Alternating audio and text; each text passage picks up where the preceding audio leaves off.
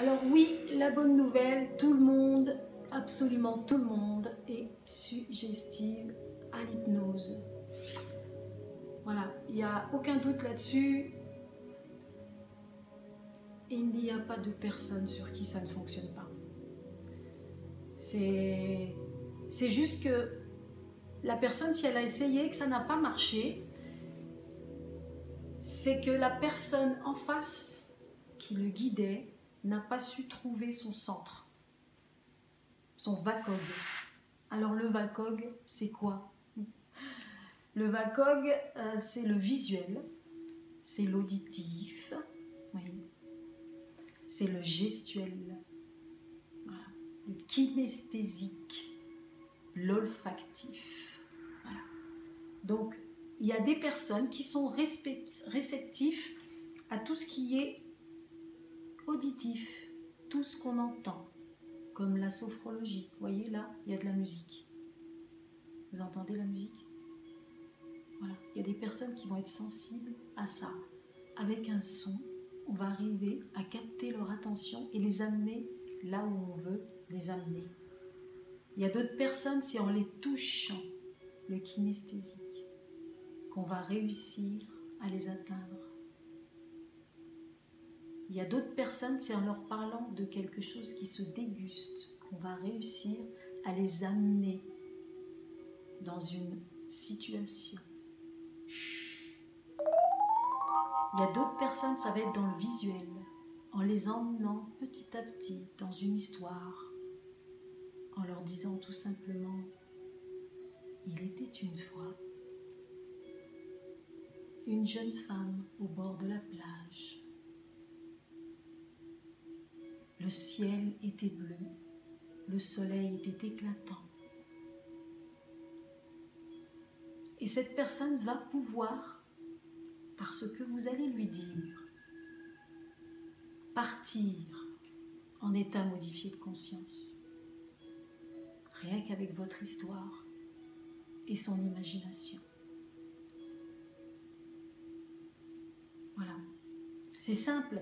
Ce que je veux dire par là, c'est que arrêtez de vous dire « Oui, moi, l'hypnose, j'ai déjà essayé, ça ne marche pas. » Vous n'avez pas essayé toutes les méthodes d'hypnose. Un bon hypnothérapeute, lui, il va essayer tout. Il va vous faire les tests. Enfin, les tests, ce n'est pas des tests parce que tout le monde les réussit. Donc, c'est plutôt des petits jeux qu'on va vous faire. Et avec ces petits jeux, on va savoir tout de suite comment vous êtes. Une personne qui va être visuelle, elle va toujours vous faire des métaphores avec imagine. Ce mot sera son mot préféré. Non mais t'imagines? Voilà. Une personne qui vous dit à répétition imagine, c'est quelqu'un qui est justement dans l'imagination. Et c'est son centre d'intérêt. C'est là où vous allez la toucher, au centre, pour l'amener à un état modifié de conscience. Une personne qui va être olfactif, elle, il faut lui faire ressentir les choses. Cette personne-là, elle va vous parler comme ça. Ce type-là, tu veux que je te dise un truc? Je ne le sens pas du tout. J'ai du mal à sentir sa façon d'agir. Ça, c'est une personne qui va être dans un centre d'intérêt, justement, olfactif. Une personne qui va être plus dans le kinesthésique, c'est-à-dire dans le toucher, hein, ça va être une personne qui va vous dire « ça marche, pour moi ça marche, pour moi ça roule », tu vois. Ben, cette personne-là, vous allez la toucher.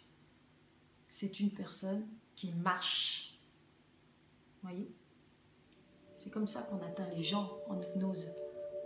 Quand vous voulez être hypnothérapeute ou quand vous êtes hypnothérapeute, ce qu'il faut faire principalement, c'est écouter les gens, c'est les regarder, les observer et essayer de comprendre qu'est-ce qui les touche, qu'est-ce qu'ils aiment, pourquoi ils s'expriment comme ça. En regardant une personne, on peut tout savoir. Si cette personne est bien, si cette personne souffre, si cette personne est triste, il faut juste être un tout petit peu attentif.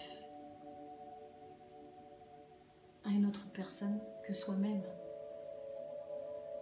Et là, on peut accompagner cette personne et l'amener dans quelque chose de mieux pour un développement personnel.